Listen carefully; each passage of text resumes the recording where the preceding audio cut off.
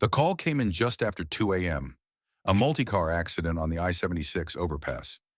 EMT Jordan Matthews, 29, had barely finished sipping lukewarm coffee when he and his partner were dispatched. They were the first ambulance on scene, lights flashing, sirens cutting through the quiet of the night. When Jordan arrived, he moved fast.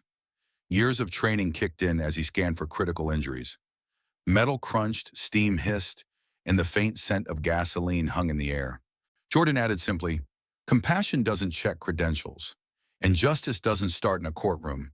It starts at the curb, with how we treat each other in moments that matter." They shook hands as the room stood in quiet applause. And for once, it wasn't just a lesson learned, it was a change begun. A sedan had flipped onto its side. A minivan had plowed into the median. People were shouting, crying. He reached the first victim, a young woman bleeding from the forehead. He was stabilizing her neck when a voice barked behind him. "Step back! This is a police-secured area." Jordan didn't turn. "I'm EMS. She's bleeding out. I need to get her prepped for transport." But before he could say more, he felt a shove. Hard. A white police officer had grabbed Jordan by the shoulder and pushed him back. "I don't care what uniform you're wearing. You wait until I say it's clear." Jordan stumbled but didn't fall. His partner ran over. "He's with me. He's a certified EMT. We're trying to save lives." The officer scoffed, eyes lingering on Jordan longer than necessary. "I'll be the judge of that." Jordan clenched his jaw. Not the first time. Probably not the last. But this was different. Someone could have died because of it.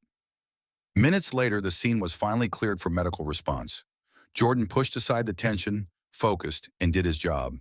They stabilized 3 patients, including a toddler, and got them to the hospital in time. But the story didn't end there. 2 days later, Jordan was called to another emergency, this time a cardiac arrest at a local precinct.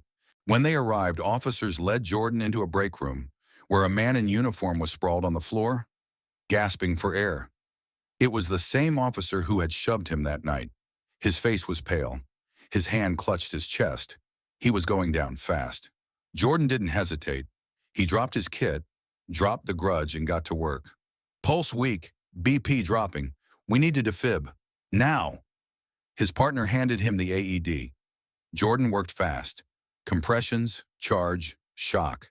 The room was dead quiet, save for the hum of the machine, and Jordan's voice counting off the rhythm. After what felt like an eternity, the officer gasped, "Alive." Later in the hospital, the officer's wife tearfully thanked Jordan. "The doctor said if you had been even a minute later." Jordan gave a tired smile. "I was just doing my job." The officer himself asked to see him the next day. Lying in the bed, oxygen tubes in place, the man's face was softer, older somehow. "I remember you," he said hoarsely. Jordan nodded. "I remember you too." There was a pause. "I misjudged you. I saw a threat where there was none. And I made a mistake that could have cost someone their life." "It did," Jordan said quietly. "Just not the way you think. That woman we were treating, she still has nightmares. Not from the crash, but from watching a cop push her medic away." The officer looked away, shame written across his face. "I'm sorry," he whispered. Jordan stood there for a beat, then extended his hand. "Take care of yourself, and next time, look deeper." The story hit local media. A bystander's dash cam footage from the original accident scene had surfaced, showing the shove. Combined with the cardiac save, the contrast was powerful.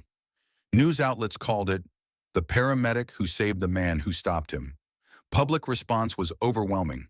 The police department issued a formal apology. Mandatory de-escalation and bias training were introduced across the district, but Jordan didn't dwell on the headlines. He just kept working.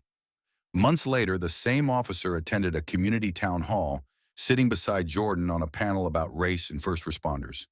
"I used to think bias only existed in obvious form," the officer said. "But that night, I let uniform, skin color, and assumption cloud my judgment. And I was lucky the man I pushed was also the man who saved me."